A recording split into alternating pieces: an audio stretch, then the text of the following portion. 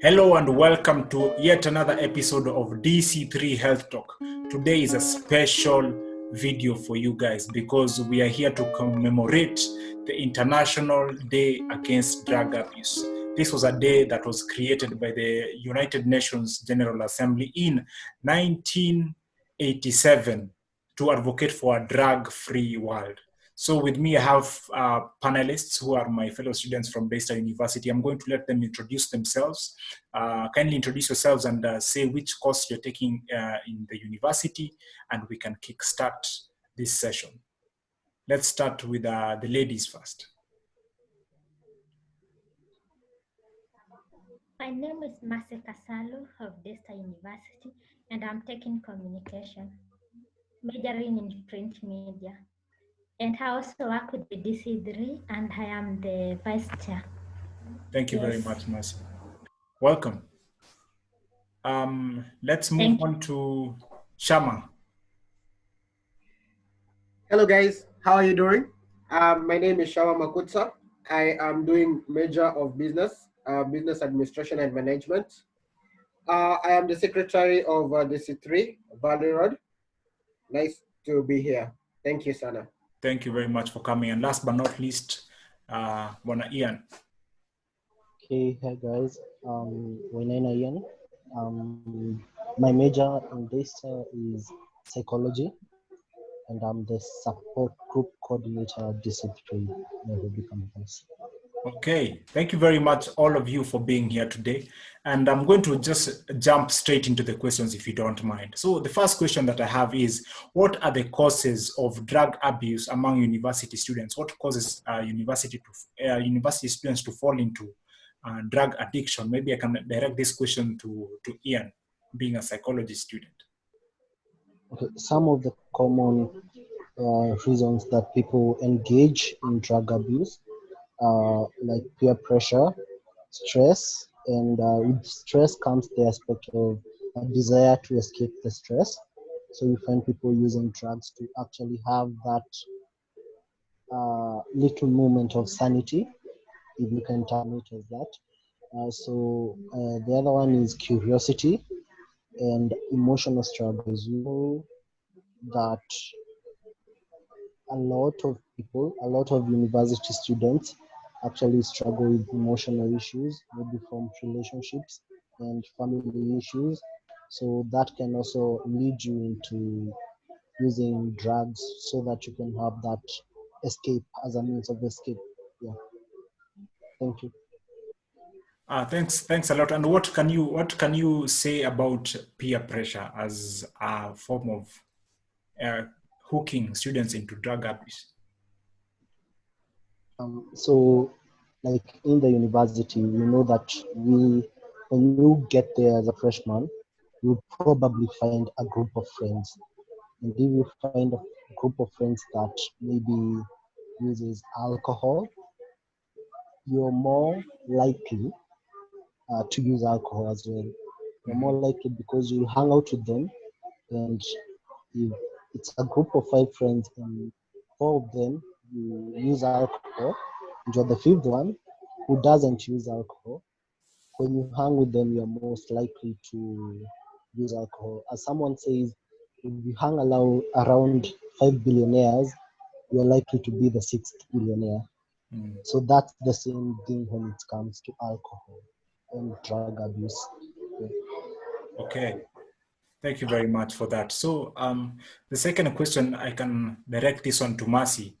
Mercy, what can a young person do when they learn this drug consumption behavior from somebody that they deem to be their role model? Let's say growing up in an alcoholic household, or a household that the parents smoke cigarettes, or even in a school setting, teachers engaging in drug and substance abuse. So what can a young person do to escape such?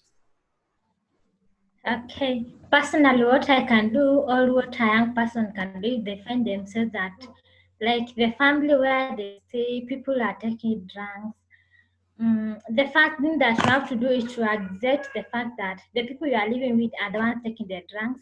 For example, if it's your mother or your father, you have to accept the fact that they are doing it, and you cannot be rebellious against your parents.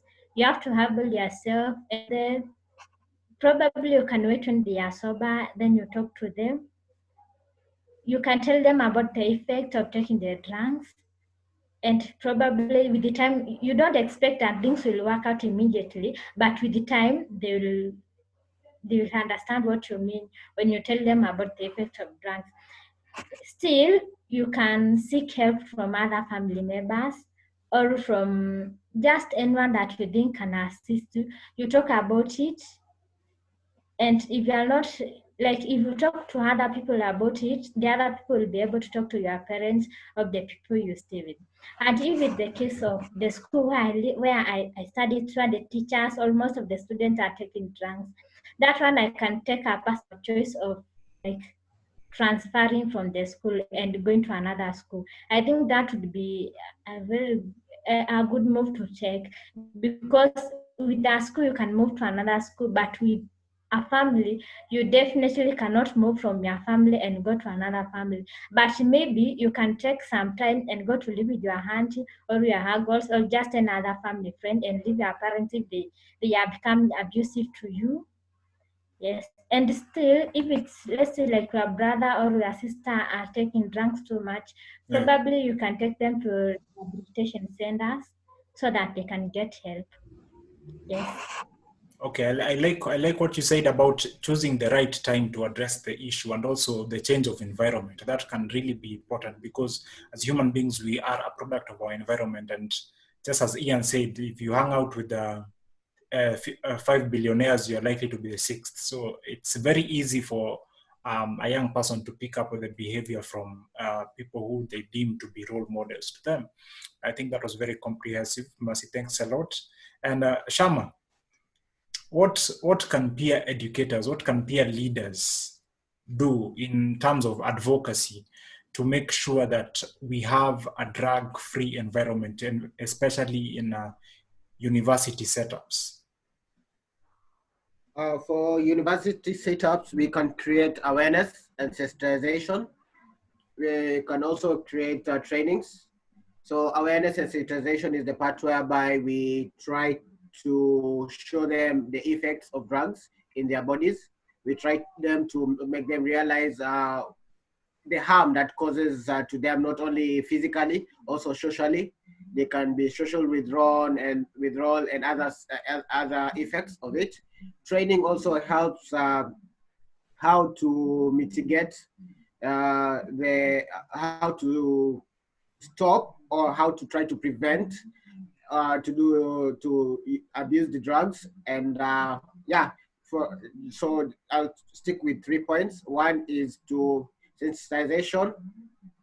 And the other one was training. Yeah, for the 3. Are you able to hear me? Yes, I am. And what can you say about collaborations with other NGOs or groups that sort of like advocate for the same cause of a drug-free environment within the university setup? And can that collaboration between the university and these NGOs provide a good outcome or a bad outcome? I know sometimes there can be competition and there can be an equal distribution of resources. So what can you say, Shama, what can you say about collaborations between the university and external organizations in terms of advocacy? For advocacy with NGOs, it would be a good recommendation, because I think they have a vast knowledge in real data on grounds.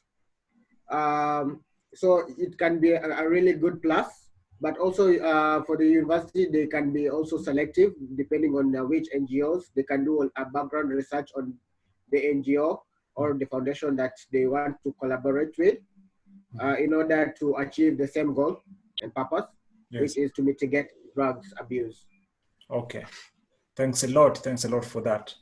And Shama, I can direct this other question right back to you. How can we use spirituality and religion to curb this pandemic of drug abuse? Because sometimes when it's all said and done, I think a spiritual intervention is recommended for maybe some extreme cases. So how can we merge the two? For spiritual, I will use two basic big religion, which is Islam and Christianity, which upholds strong morals, whereby it totally prohibits drug abuse. So, in terms of spirituality, this is the first whereby we Christianity and Muslim try to put God at the first center. Two is trying to train people in the ways of God, trying to teach them and educate them of the good moral standards, which will also help create a foundation basis on a person's how to react and stand firm on what he believes. Okay. So what helps normally form somebody to have a strong ground is what they believe, so that they cannot slip back into the addiction of drug abuse. Okay. So thank you very much. And maybe I can direct this question to Ian. Being a psychology student, is the study of drug abuse involved or included in the curriculum? If so, how? And if it's not included in the curriculum, what can we do as young people to make sure to push for the studies about drug abuse and trafficking to be included in the curriculum? Okay, I cannot say that it is well. Um, it is not included because there are some courses that they are there out there in school, like in Leicester University. I know of a course about addiction called addiction therapy in psychology. One can take it as an elective, but I don't think the other programs have a course in their curriculum that's talking about drug abuse. So I can say it's not well represented in the curriculum as of now. And for now, I think we as the young people, we should take it upon ourselves to actually go to the administration and tell them, you know what, we need such a course here, because actually we need actually to inform people about the risks, because somebody may just say it's just a one-time thing, it's just something that I do for fun, but if you don't know the repercussions, it might as well be very, very damaging to you as a person. So personally, I don't think that drug abuse is a topic that's fully covered and that's well covered in the curriculum. Yeah, so yeah, thank you. Okay, yeah, thanks for that. And maybe in future we can always, as the youth in the university, speak out about things like this and push for suggestions about some of these courses that we know we can be educated, because sometimes people suffer or fall into such traps because they do not know the effects, or they do not even realize how they are getting into the drug abuse. But when people are equipped with the knowledge, they're in a better place to make wiser decisions. So the last question maybe that I can have for all of you is maybe you can just have a popcorn response, is what we know the industry players in this drug trafficking business. There are companies like BAT who make cigarettes, EABL who make alcoholic drinks. So what are some of the tactics that these industry players use to capture the attention of young people and make them buy their products? Maybe I can start with you, Mercy. I think one of the things that they do is, for example, some of them sponsor students in high schools or even in colleges. And when you are sponsored by those people, you cannot you cannot fail to take their stuffs. You will have to take them, even if it's just by starting slowly, then you will be addicted. My main point is, they sponsor us, they sponsor students. Yes. So sponsorships, yeah, that's very true. Yeah. Shama, what do you have for us? What they normally use for the advertisement is celebrities. So this is the part whereby a young person normally adores a celebrity, and when the person sees the celebrity taking a commercial of a beer or a cigarette, tobacco, Yeah. they normally see it as if it is the right thing to do because their role model is doing it. So they normally tend to hook by that gesture. Yeah, so they normally use the celebrity endorsement Yeah. to try to get young people into it. Okay. Yeah. Celebrity endorsements. Ian, do you have anything to add on that? Just to echo Shama's point, I think when you see your role model of a person you look up to engaging in certain activities, you're more likely to engage in those activities because if you see like an artist you look up to taking alcohol, and you think to your mind, you think that the only way to get where that person is, you have to do all these things that they are doing. So you end up doing the same. And also there is the factor of over sexualization of the drugs and all of that, because as you know, sex sells actually. So if you find a bottle of alcohol being brought to you in an advert, and it's saying that it will make you more attractive to the ladies, or it will make you more attractive to the men, you end up taking that thing because in your mind everyone wants to be attractive and everyone wants to be loved. And if something as little as a bottle of alcohol can make you loved more, then you'd be more inclined to take it. Yeah. Yeah, that's very true. Over sexualization of these drugs and using celebrities to make you feel like if you're not using these drugs, you're not as cool as them.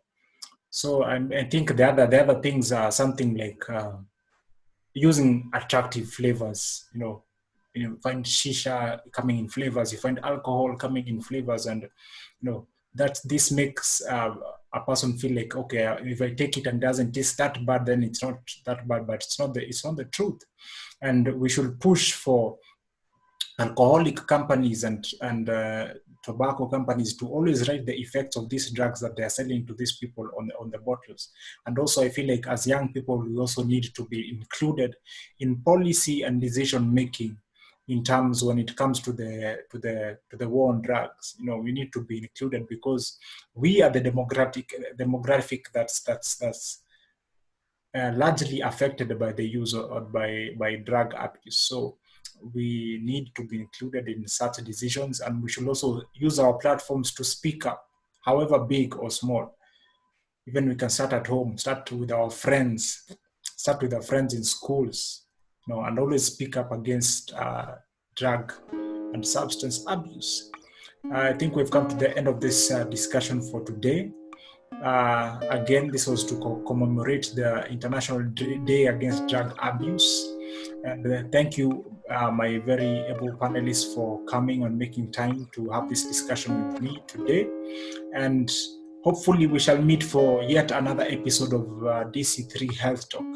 So remember, speak up against drug abuse and use your platforms wisely. Let's meet next week for yet another episode of DC3 Health Talk. Have a good day.